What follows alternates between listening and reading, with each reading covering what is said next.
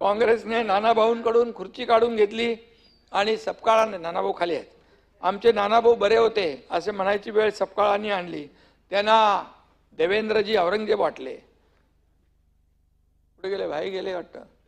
सपकाळ साहेबांना सांगायला हवं, सब काळ सारखा नसतो, वेळ सारखी नसते, काळ बदललेला आहे आणि बोलताना देखील भान ठेवलं पाहिजे आपण कोणाची तुलना कोणाबरोबर करतोय. आणि म्हणून एवढंच सांगतो, मशाल पेटवून खुशाल झोपा काढणारा नाही, या निकालामुळे काही शानपण आलेला असेल तर येऊ द्या. तुम्ही गद्दार गद्दार म्हणत भुई ठोकत बसा.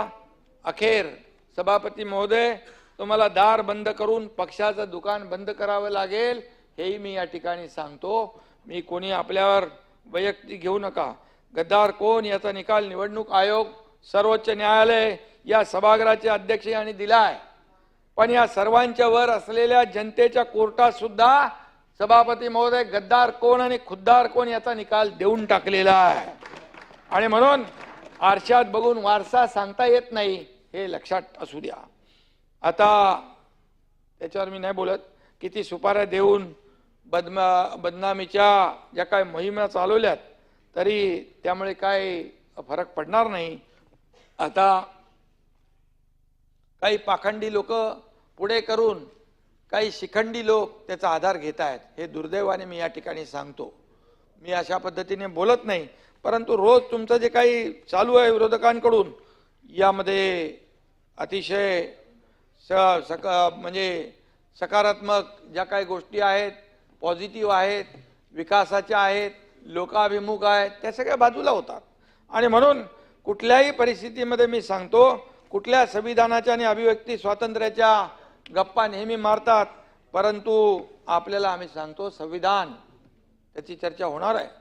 परंतु भारतरत्न डॉक्टर बाबासाहेब आंबेडकर यांचं संविधान, त्याच्या संविधानाच्या आधारावर हे आम्ही सरकारचा कारभार करतोय.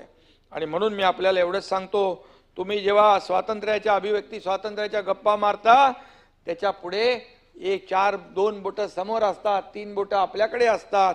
तर मर्चंट नेव्हीतल्या निवृत्त अधिकाऱ्याला बेदम मारताना कुठं होतं तुमच्या हातातलं संविधान? हे लोकांनी पाहिलेलं आहे. प्रणित मोरेला सोलापुरात मारलं तेव्हा कुठं होतं संविधान? त्याचबरोबर केतकी चितळेला तुरुंगात डांबलं तेव्हा कुठं होतं संविधान? मलिष्काच्या गाण्यामुळे तुमचा हजमा बिघडला तेव्हा हातातलं संविधान कुठं होतं? हनुमान चालीसा म्हटली म्हणून राणा दाम्पत्याला आत टाकण्याचं काम पाप केलं तेव्हा कुठं होतं संविधान? खोट्या केसेस उभ्या करून या ठिकाणी नाही करतात, दोघं इकडे आहेत, एकच आहे. अनेकांना देवेंद्रजींसकट तुरुंगात पाठवण्याचा कट रचताना कुठं होतं तुमचं संविधान? उद्योजकाच्या घराखाली बॉम्ब पेरताना कुठं होतं तुमचं संविधान? आणि म्हणून वाजे हा काही लादेन नाही असं म्हणताना कुठं संविधान होतं तुमचं? राणे साहेबांना अटक करताना संविधान आठवलं नाही? कंगना राणावतच्या ऑफिसवर बुलडोजर चालवला होता तेव्हा संविधान आठवलं नाही? करोना काळात रुग्णांची खिचडी हडप करताना संविधान आठवलं नाही? ज्यांना फडतूस म्हणाले त्यांच्याच पायाशी लोटांगण घालताना तरी बरं अजून बरंच काय बरेच उदर गंभीर आहे. अंतिम आठवड्यात आहे. जे लोकांनी जे बोलले त्याचं उत्तर मी देतोय.